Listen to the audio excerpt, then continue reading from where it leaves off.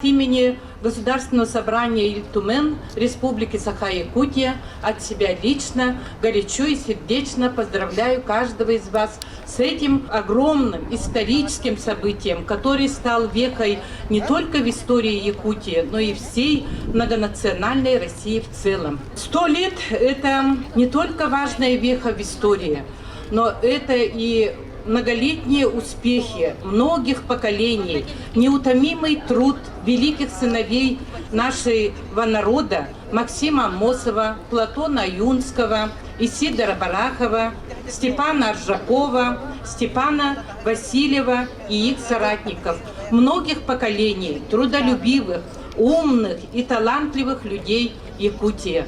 Если говорить о нашем земляке Степане Васильевиче Васильеве, он был одним из первых наркомов Якутии, стал основоположником профсоюзного движения работников тяжелой промышленности, основоположником комсомольского движения нашей республики.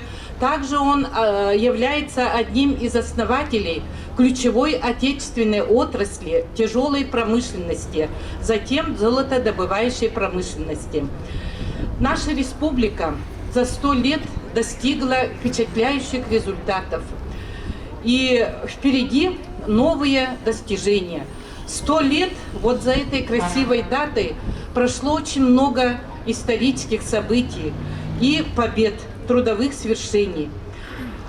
100 лет – это сегодня точка отсчета для новых, смелых и амбициозных преобразований.